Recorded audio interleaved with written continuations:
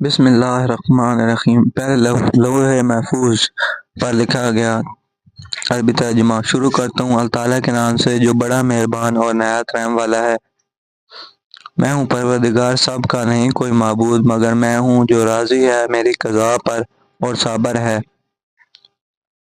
میری بلاؤں پر اور شاکر ہے میری نعمتوں پر جو میں نے مقدر کی ہیں۔ پس شامل کروں گا میں اس کو صدیقوں میں، اور وہ جو راضی نہ ہو میرے قضا پر اور صابر نہ ہو بلاؤں پر اور شاکر نہ ہو نعمتوں پر، لازم ہے اسے کہ طلب کرے رب کو سوا میرے، نکل جاوے تحت سما سے میرے۔ بعد اس لکھنے کے لوح محفوظ خود بخود جنبش میں آیا اور کہا کہ مثل میرے ہستی میں کوئی نہیں، اس واسطے کہ علم خدائی کا مجھ لکھا گیا۔ پس جناب باری تعالیٰ کی طرف سے آواز آئی۔ عربی ترجمہ مٹاتا ہے اللہ اور ثابت رکھتا ہے جس بات کو چاہتا ہے، اور اسی کے پاس ہے اصل کتاب۔ خلاصہ یہ ہے کہ اللہ تعالیٰ نے اگر چاہوں مٹا دوں یا رکھوں، اور اسی کے پاس الکتاب ہے۔ عبداللہ بن عباس رضی اللہ تعالیٰ عنہ سے روایت ہے کہ اللہ تعالیٰ نے جو چیزیں مقدر کی ہیں ہرگز ان میں تغیر و تبدل نہیں ہوگا مگر چار چیزیں: رزق، موت، سعادت، شقاوت۔ اور پھر اس مروارید کو حکم ہوا، یعنی اے مروارید پھیل جا۔ قال اللہ تعالیٰ واسع کرسی السماوات والارض۔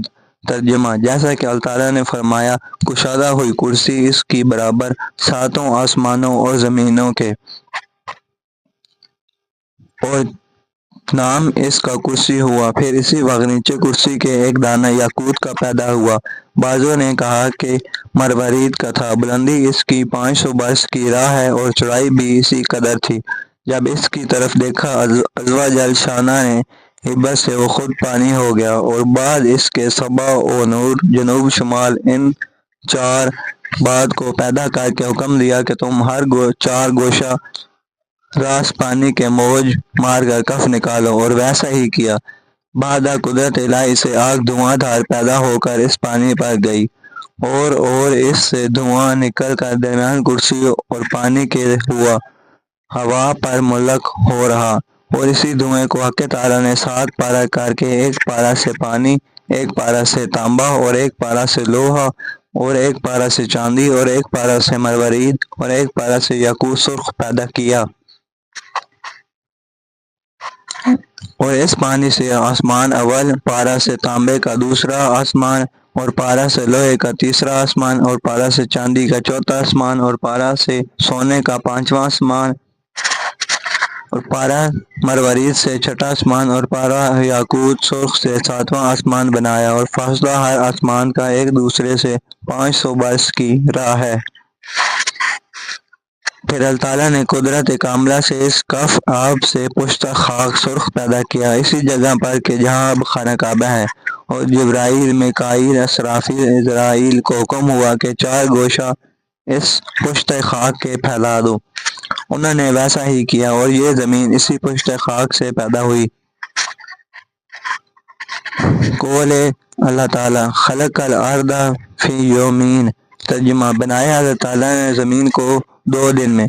اور روایت ہے کہ عبداللہ بن سلام رضی اللہ تعالیٰ عنہ سے ایک روز احوال زمین کے دریافت کرنے کے واسطے جناب رسول خدا صلی اللہ علیہ وسلم کے پاس آئے، اور پوچھا، یا رسول اللہ تعالیٰ نے اس زمین کو کس چیز سے بنایا؟ حضرت نے فرمایا کہ کف آب سے۔ پھر پوچھا کہ وہ کف کس سے پیدا ہوا؟ فرمایا پانی کی موج سے۔ پھر سوال کیا موج کس سے نکلی؟ فرمایا پانی سے۔ پوچھا وہ پانی کس سے نکلا؟ فرمایا ایک دانہ مروارید سے۔ کہا مروارید کس سے ہے؟ فرمایا تاریکی سے۔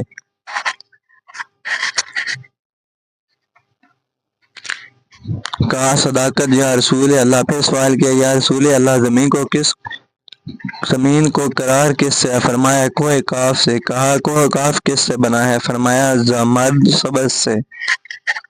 اور آسمان کی سبزی اسی کے پرتو سے ہے۔ کہا یا رسول اللہ اور بلندی کوہ کاف کی کس قدر ہے؟ فرمایا 500 برس کی راہ۔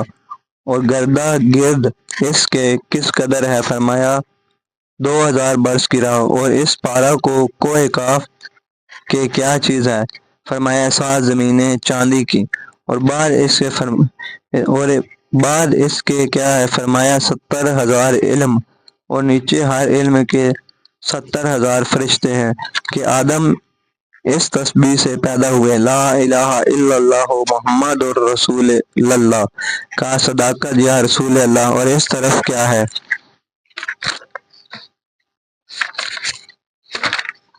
حضرت نے فرمایا کہ ایک اسدہ درازی اس کی 2000 برس کی راہ ہے، اور یہ سارے عالم اس کے حلقہ میں ہیں